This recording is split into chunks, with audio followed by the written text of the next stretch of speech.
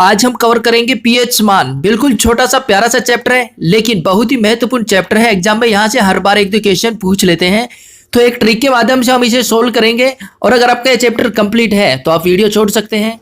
तो चलिए शुरू करते हैं फटाफट। पहला क्वेश्चन, जल का पीएच मान कितना होता है? आपको 3 सेकंड मिलते हैं, इसके बाद हम इसका जवाब दे देंगे। Option A 7। अब देखिए 7 को रिलेट कीजिए 7 दिन से। हफ्ते में 7 दिन होते हैं और 7 दिन हमें क्या चाहिए? जल, क्योंकि जल ही जीवन है। जल के बगैर हम एक दिन भी नहीं रह सकते।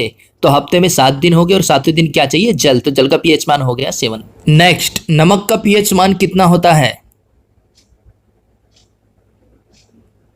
Option C 7। देखिए जिस तरह से हमें हफ्ते में 7 दिन जल चाहिए था, उसी तरह से हमें नमक भी चाहिए।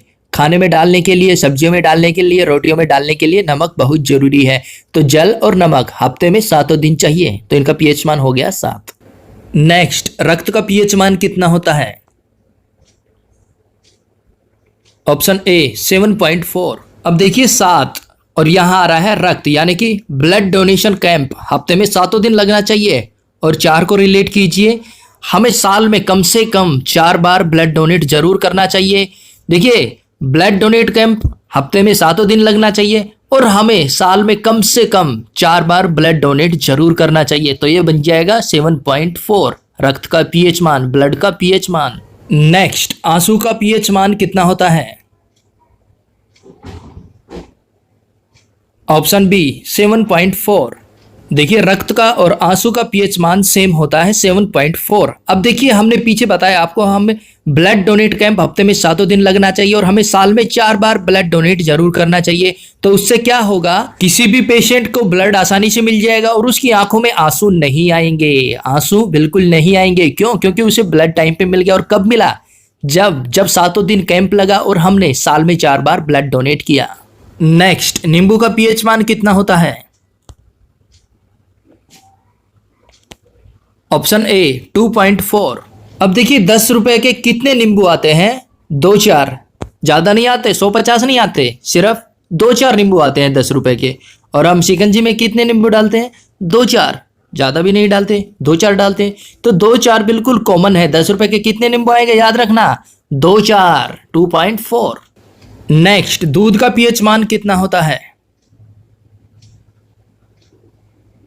ऑप्शन ए 6.4, ये बन जाएगा 64। और दूध का भाव क्या है? 64 रुपए किलो।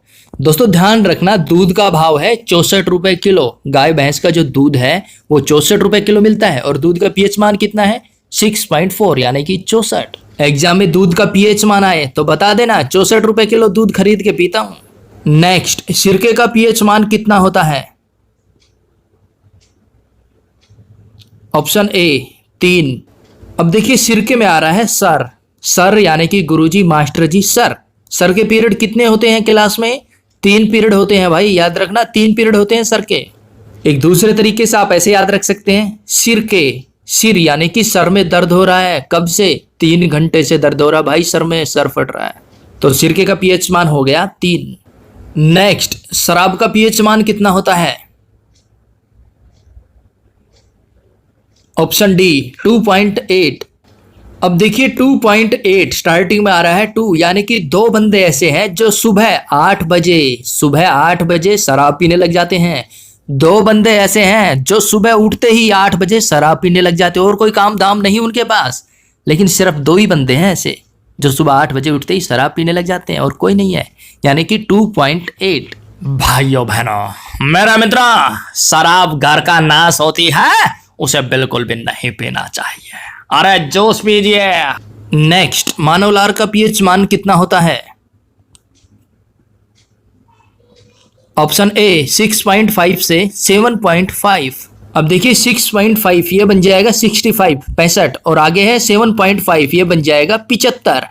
अब देखिए लार, अब चाहे किसी व्यक्ति की उम्र 65 वर्ष हो चाहे 75 वर्ष हो, अगर उसके सामने रसगुल्ले रख दिए जाए तो उसके मुंह में लार आ जाता है। ऑटोमेटिक उसके मुंह में क्या आ जाता है? लार। फिर चाहे वो 65 वर्ष का हो चाहे 75 वर्ष का हो। तो लार का पीएच मान हो गया 6.5 से 7.5, यानी कि 65 से 75। नेक्स्ट, समुद्र जल का पीएच मान कितना होता है? ऑप्शन सी 8.5 ये बन जाएगा 85। भाई समुद्र देखना है चलो।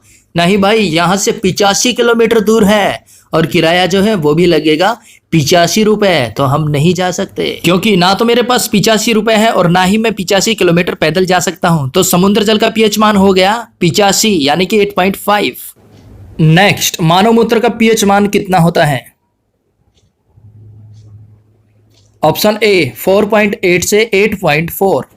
अब देखिए 4.8 का बन जाएगा 48 और 8.4 का बन जाएगा 84। अब देखिए 48 घंटे कितने हो गए? 48 घंटे में 24 दूनी 48, 2 दिन हो गए। तो मानव को निकाल दीजिए मूत्र यानी कि गोमूत्र। गोमूत्र हमें कम से कम 2 दिन पीना चाहिए, यानी कि 48 घंटे तो पीना ही चाहिए, 2 दिन तो पीना पड़ेगा गौमूत्र कम से कम, तभी जाकर बॉडी में कुछ फर्क दिखेगा।